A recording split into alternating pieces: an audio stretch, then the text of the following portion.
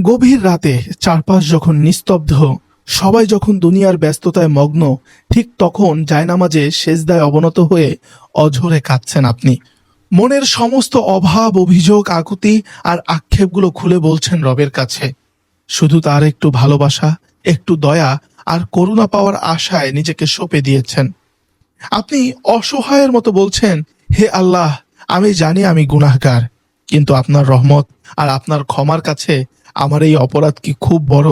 আপনি ছাড়া আমার আর কে আছে? রহমান, রহিম, গফফার, সাত্তার, খালিক, মালিক, রবের এই সুন্দর নামগুলো ধরে যখন আপনি ব্যাকুল হয়ে ডাকেন, তখন কি আপনার মনে হয় তিনি মুখ ফিরিয়ে নেবেন? কখনোই নয়।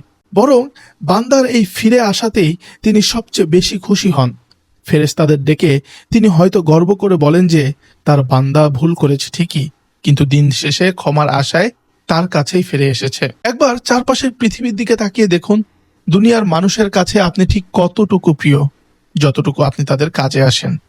পরিবার, আত্মীয় স্বজন বা কাছের মানুষ সবাই হয়তো আপনার পাশে থাকবে, কিন্তু তাদের ভালোবাসারও তো একটা নির্দিষ্ট সীমা আছে। 10 বারের মধ্যে 9 বার উপকার করার পর একবার যদি আপনি ব্যর্থ হন, মানুষ সেই ব্যর্থতার কথাই মনে রাখবে। এই পৃথিবীতে আপনি কখনোই কাউকে শতভাগ খুশি করতে পারবেন না। কিন্তু আমাদের রব কতটা মহান একবার ভাবুন। সামান্য একটা সিজদা, এক ফোঁটা অনুশোচনার অশ্রু আর একবার মন থেকে স্মরণ করলেই তিনি খুশি হয়ে যান। আমরা তো কেবল বিপদে পড়লেই তাকে ডাকি, তাই হয়তো তিনি মাঝে মাঝে আমাদের জীবনের ছোটখাটো পরীক্ষা দেন, যাতে আমরা অন্তত আমাদের স্রষ্টাকে স্মরণ করি।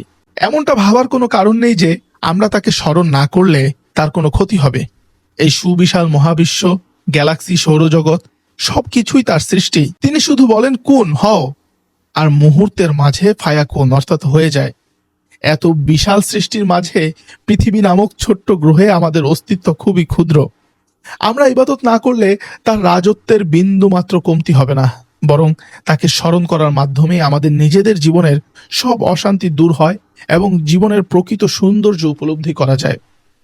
আল্লাহ আমাদেরকে অনেক মায়া করে আশরাফুল মাখলুকাত বা সৃষ্টির সেরা জীব হিসেবে বানিয়েছেন। আমাদের মর্যাদা এতই বাড়িয়ে দিয়েছেন যে ফেরেশতাদেরও আমাদের পাহারায় নিযুক্ত করেছেন। অথচ আমরা দিনের পর দিন কত অপরাধ করি। তিনি পরম মমতায় মানুষের চোখের আড়াল থেকে আমাদের সেসব গুনাহ গোপন করে রাখেন। শুধু গোপন করেই রাখেন না, তাওবা করলে সেই গুনাহগুলোকে তিনি নেকিতে পরিণত করে দেন।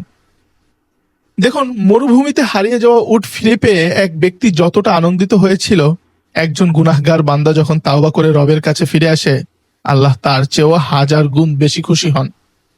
মানুষের কাছে সামান্য ভুল করলে যেখানে সারা জীবন খোঁটা শুনতে হয়, সেখানে রবের ক্ষমা কতটা বিশাল তা সত্যি অভাবনীয়। আমরা হয়তো মনে করি আমাদের আমল দিয়ে আমরা জান্নাতে যাব, কিন্তু বাস্তবতা হলো রবের দয়া ও রহমত ছাড়া জান্নাতে যাওয়া অসম্ভব। তাই এই পৃথিবীতে আমাদের সবচেয়ে বড় লক্ষ্য হওয়া উচিত রবকে খুশি করা। কখনো নিরাশ হবেন না। খারাপ সময়ে, বিপদে বা হতাশায় শুধু একবার মন থেকে তাকে ডাকুন। দুনিয়ার কেউ চিরকাল আপনার আপন নয়। বন্ধু বান্ধব, আত্মীয় স্বজন সবাই একসময় ভুলে যায়। সবচেয়ে আপন, সবচেয়ে কাছের কেবল আপনার রব। সুতরাং তার কাছেই হাত পাতুন, তার কাছেই নত হন। আপনার যা কিছু প্রয়োজন সব তার কাছেই চান। বিশ্বাস করুন, তিনি আপনাকে আপনার নিজের চেয়েও বেশি ভালোবাসেন।